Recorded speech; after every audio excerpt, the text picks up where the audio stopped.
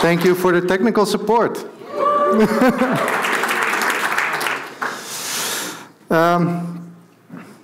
Hello.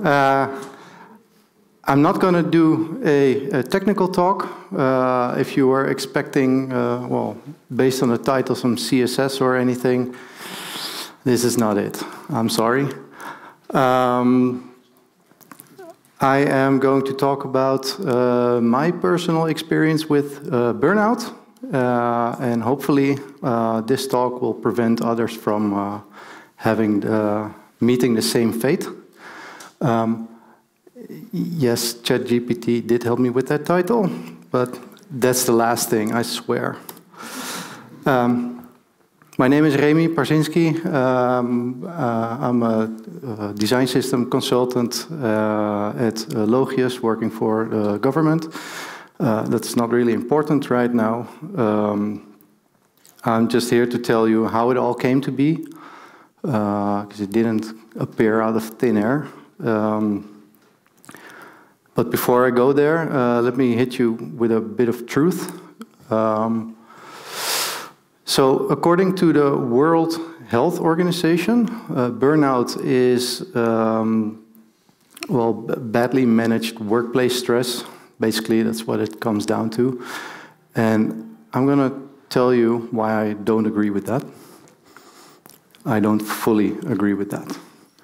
Because it's not just work, it's also your private environment that contributes to this.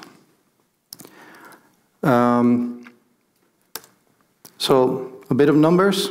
In 2015, there was a research done all in Europe about how many people burned out, or at least reported burning out.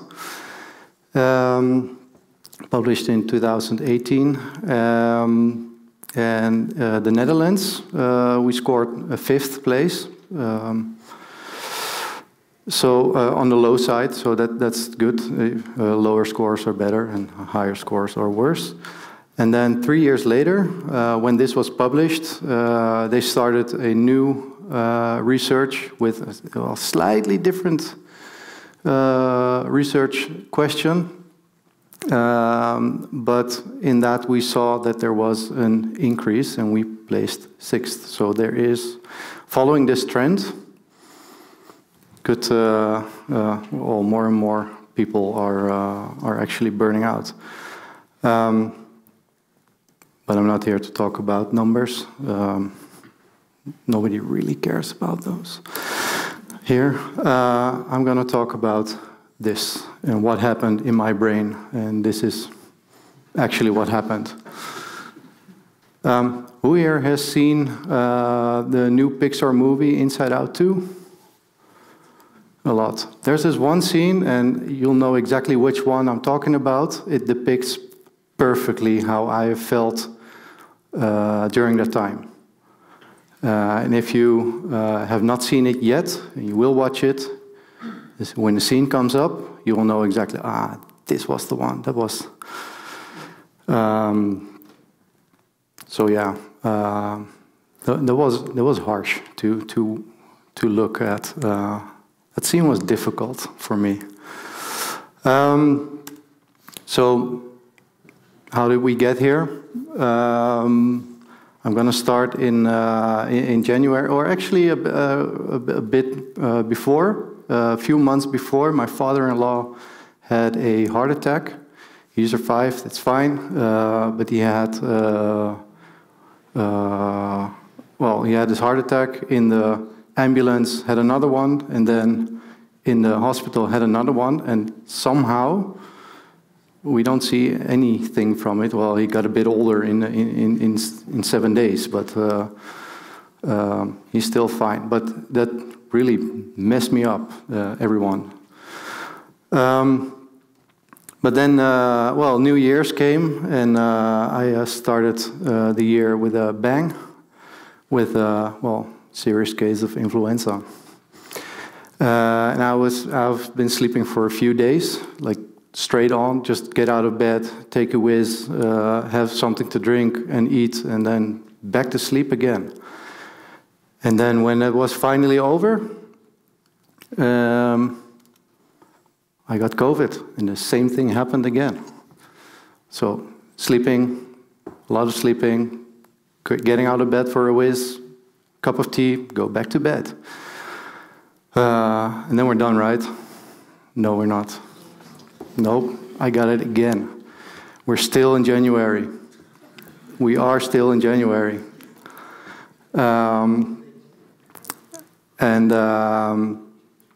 Well, I was working at a consultant at that moment, and well, the client, well, they saw how many hours I booked in January, and they were concerned. So, do you still like it here? They didn't.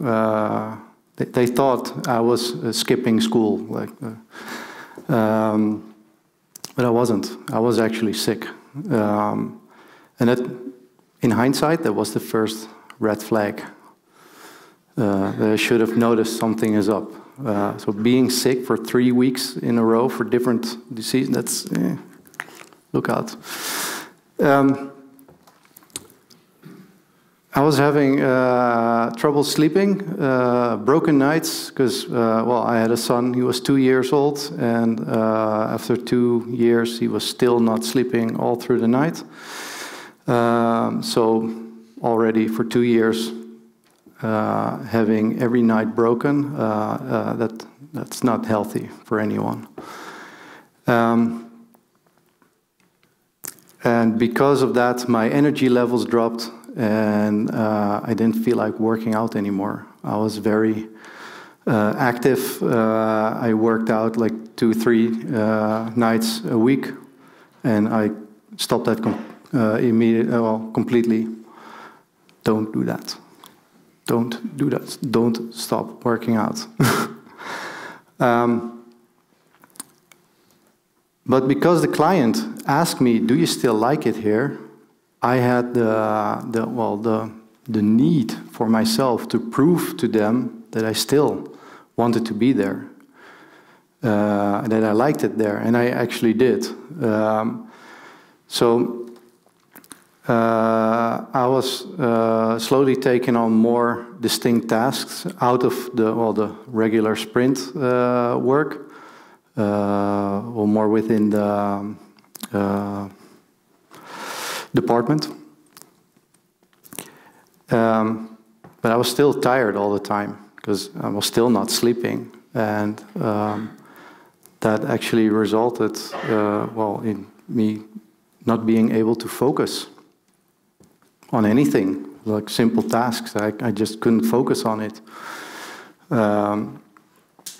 And that obviously is a red flag. So, yeah, we got there again. Again, so we are in June, and I got COVID for the second time. Luckily, it's not long COVID. That's what we thought at that moment, but it was something different entirely. So I slept again for a week, and well, just getting out of bed for a drink and something to eat, and that's it. So as a result, I was not finishing my sprint goals, and the client actually told me, "Well, what you do is good, but it's just not enough. We expect more from you." And they were right. Simple as that. So I went to the doctor's office. So laying all of this out, cannot focus, cannot do anything, sleeping all the time, but not being able to sleep. And I was constantly tired. So I voluntarily requested a consult with the Health and Security Office. So that's the Arbodienst for the Dutchies. And that was voluntarily, and they said, cool, yeah, I'll see you in 4 months. Because it was voluntarily. There was no rush for them. Well, it makes sense because I was still working. I wasn't doing right. I wasn't doing well, but I was still working. So then August came around, and well, the client told me, we are not going to extend your contract here. And that, well, that hit me like a ton of bricks. I honestly did not see that coming, despite the signals that they've given. Yeah, that was a hit in the head. But I could still stay until the end of the year, and that's what I wanted at that moment, because I wanted to leave it behind properly, so tie up the loose ends that were still there. And in the meantime, not being benched, I could slowly look for a new client. So everybody wins, right?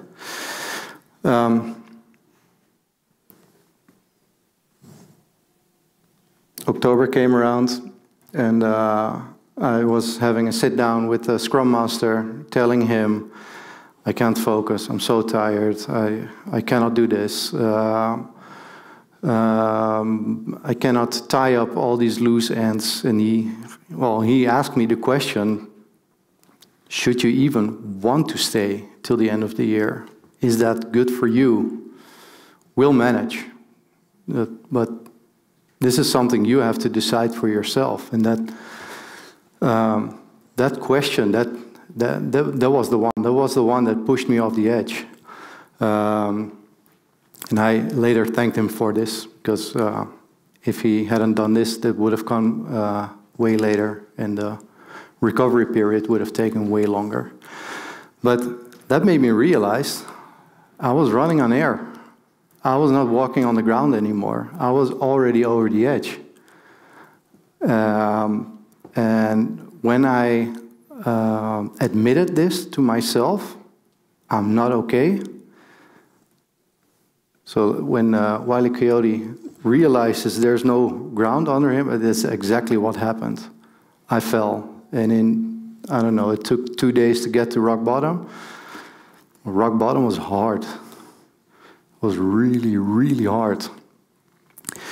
So I called my employer saying, well, this health and security office, it's not voluntarily anymore. I'm calling in sick, and I have no clue when I'm coming back. And well, he called them, and I had an appointment 2 weeks later instead of 4 months. So that was good. And that was also the last day that I worked for the client,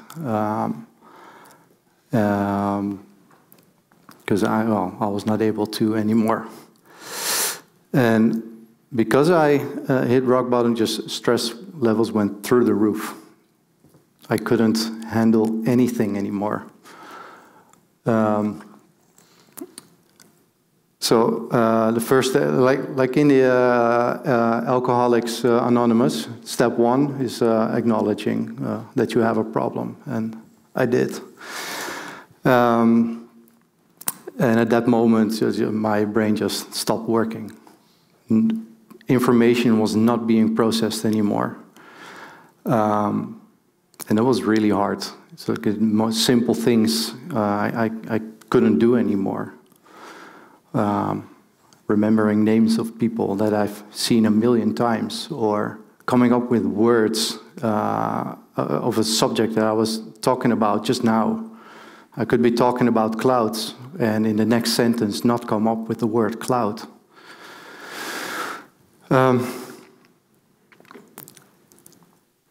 So what happened, and I'm going to try to depict here what happened in my head. I could not concentrate on anything, so I was, around that time, the series from Lord of the Rings came out, The Rings of Power, and I thought, cool, I got the time to watch that. No, I couldn't. No, 1-hour-long episodes, and I just couldn't follow what was happening. And halfway through the second episode, I woke up and what happened? I have no clue what happened here, so I had to rewatch it, and yeah, I'm not gonna do this. Or, for instance, I play Magic the Gathering, a card game, with my friends every Friday night, and I just couldn't anymore. So the ever-changing board state and the conversation going over the table, I have no clue what everybody is doing. I became highly emotional. So any emotion I felt, so if it was happiness, sadness, anger, you name it, love, hate, it was in the extremes. It went all over the place. Crying a lot. I was crying a lot. I was anxious all the time. I was in disbelief. Why this happened to me? What did I do wrong? I was depressed. I was angry about everything and nothing all the time. I became really unreasonable. At some point, I'm very much not proud of this, but I've said some things to my wife that in other situations it would have ended in divorce. I'm sure of it. I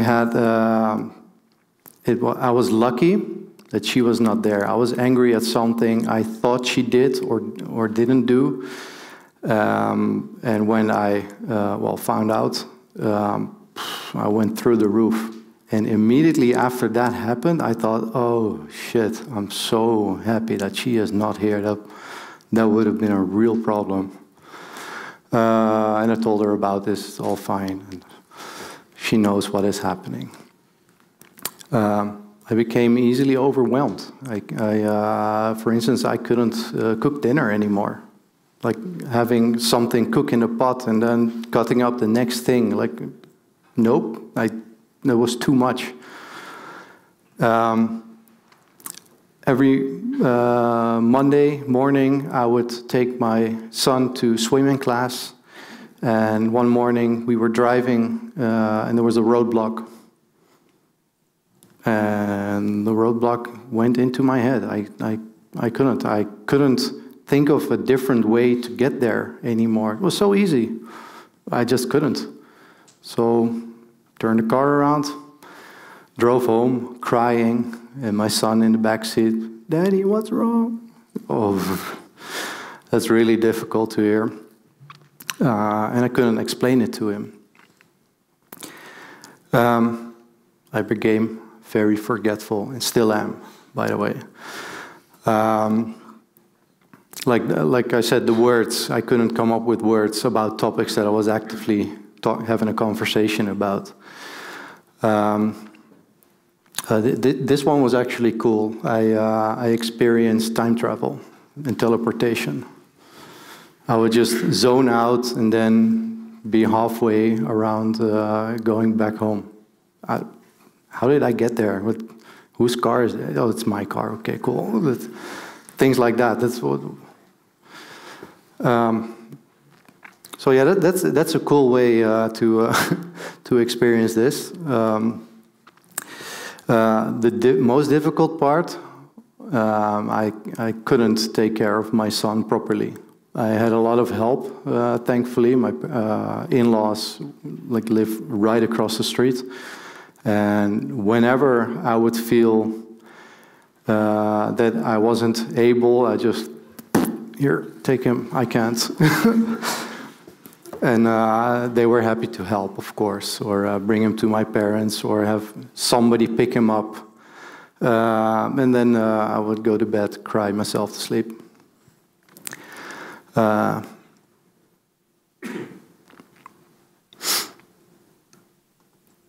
I felt really, really lonely. And that's still a bit weird. I felt I couldn't talk about this with anyone because nobody has experienced this, but in my group of friends, the close, the core group, there's not one couple where not at least one person has burnt out. So I could talk to anybody about this. Everybody knew, but still I felt like I couldn't.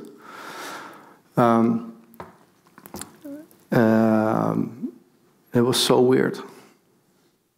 I became very unsociable, not antisocial, but I didn't go to parties, or just like when there's a birthday party, I would come in, say hi, and have the slice of cake, and bye.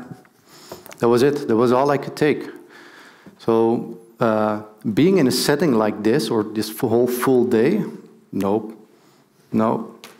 I was here last year, and that was at the end of my recovery period. It was still really difficult. And I'm guessing, upcoming weekend, I'm done for. Because of today.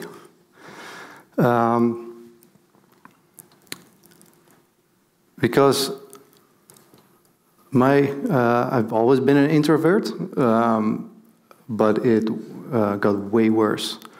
And being introvert doesn't mean you're shy or you don't like people. It's just being social, being around people takes a lot of energy. Like extroverts get energy from it, and for me it drains energy. But I'm happy to share.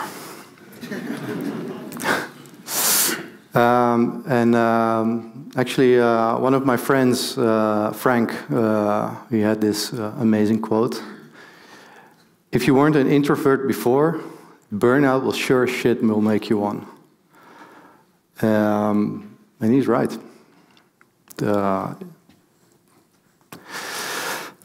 So, to my recovery process,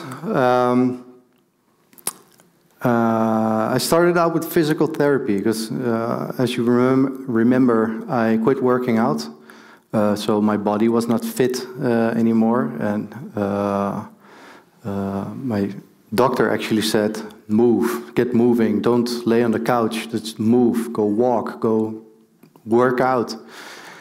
And knowing myself, I would go full on, like 110%, and that's not the way to start up again. So I went to the physical therapist to get my body fit again in a safe way. So that was good.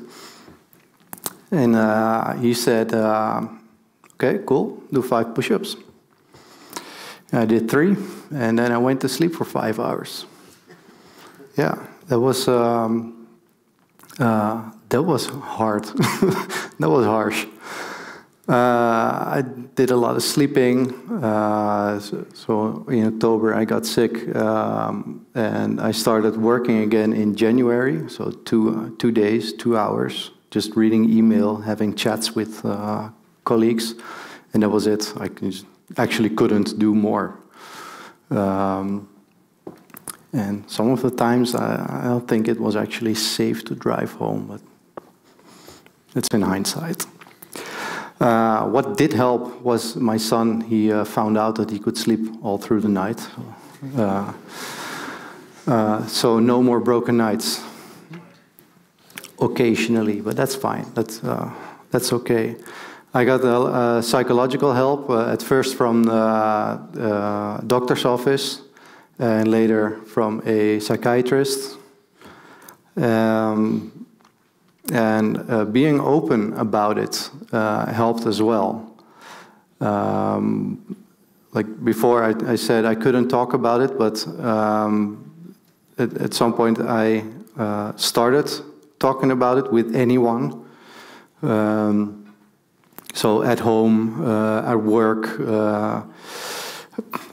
anyone who would listen, and that actually helped, especially for friends and family, that they know what was going on. So if they would invite me, I could easily just say, no, I cannot handle that, instead of, oh no, I have a thing, and lie about it, and having to keep track of those lies. That's also exhausting.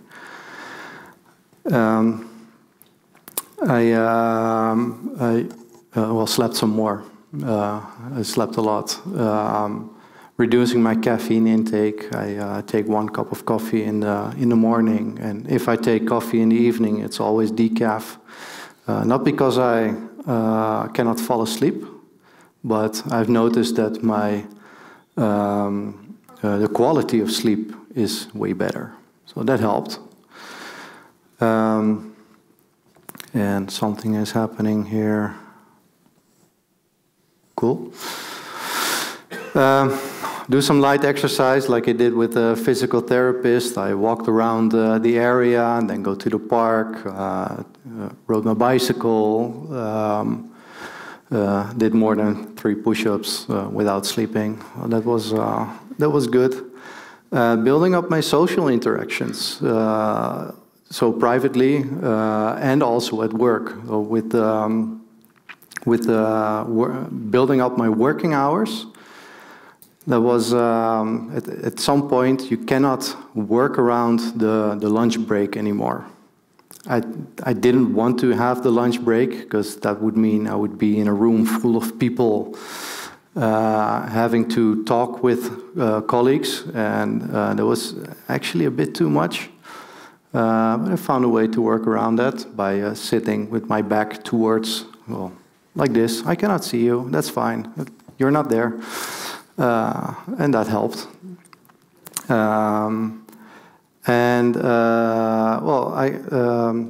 Recently I got diagnosed with ADD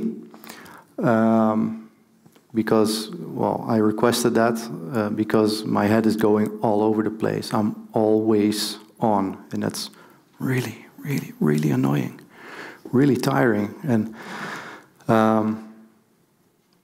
yeah, this week, last Monday, I started cognitive behavioral therapy to, well, help me, well, shut the flip up.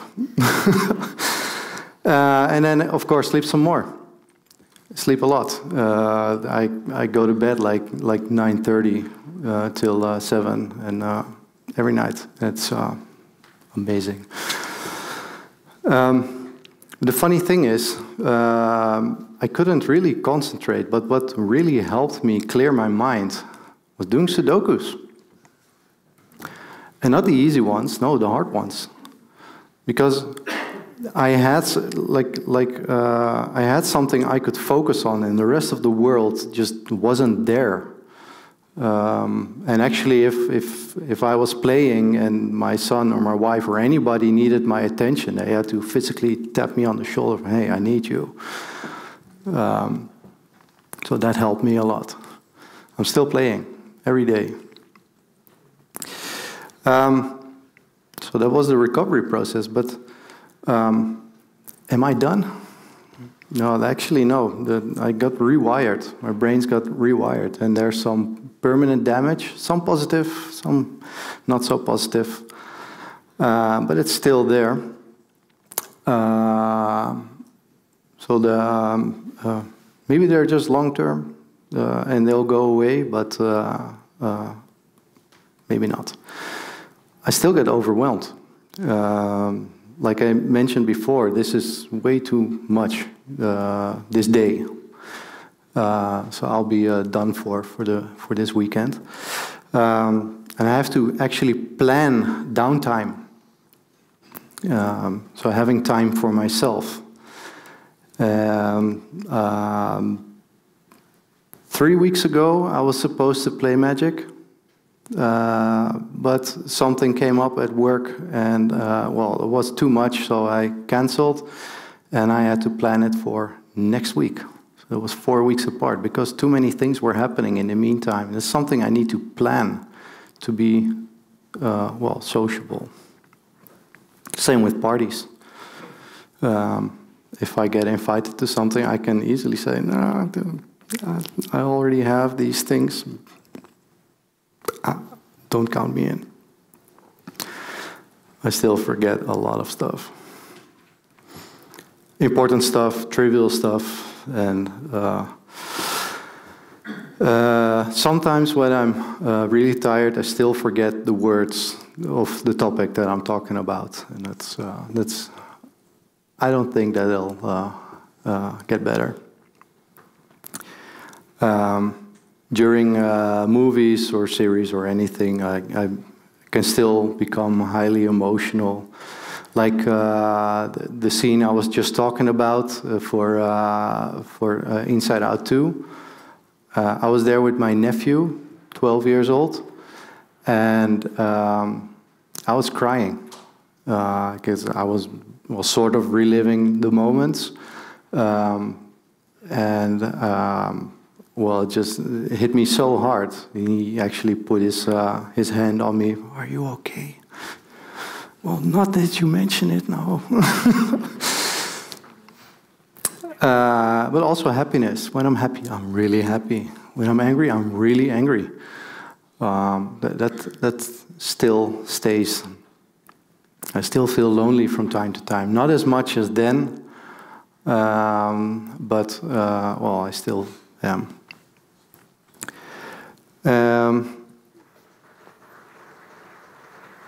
And still, I leave early at parties, especially at family gatherings where, well, I see them all the time, so it's fine if I miss out an hour or two. My wife will stay with the little one, and I'll have some time for myself to unwind. And this is really weird. I used to love holding babies. Feed them, change their diapers, and everything. Just having a baby in my arms, and now I don't dislike it. I'll feed the baby. That's fine. I'll change the diaper. It's not a problem. But I'm not looking around the room. Oh, there's a baby. I'll take him off you. I'm not doing that anymore. No, if you want me to hold your baby, just actively give me. Don't ask, just give me the baby, and then I'll do it. But luckily, not everything that happened or stayed is bad. Some things are actually, I'm happy because they came out good.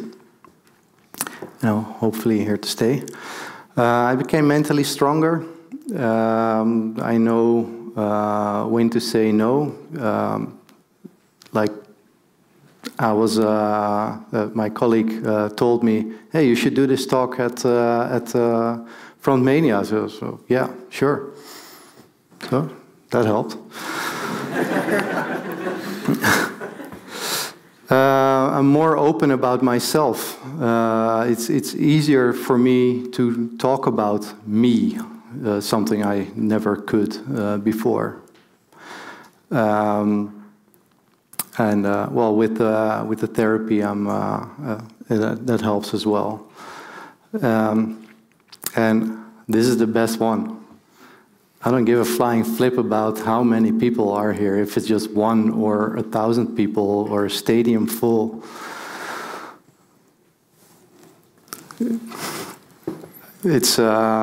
I'm really happy with that one. And the first time I did this presentation, I got the question from the audience, well, how do you get rid of speakers' anxiety? Well, just burn out, man. No, obviously, do not burn out. But I couldn't answer that question, and somebody else from the audience did. Well, he suggested. Maybe because while you were burnt out, your anxiety levels were all like way over here, and speaking in front of an audience is really dwarfed by that.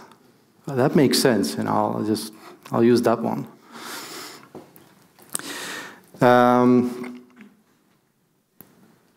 So that was good. I'm really happy with that one. So enough about me. Now about you and the people around you. Look for these signs. Those are really big red flags. Look around, look at it for yourself, for your colleagues, for your friends, your family, your mother, your dog walker, anyone. And if you see any of these, well, multiple of these signs coming up structurally, so occasionally that's fine, but if they come up structurally, then that will become an issue, that will become a problem. Not everybody actually appreciates it if you take them aside, say, hey, I don't think it's going very well. Yeah, it's still the best thing you can do for, well, your loved ones.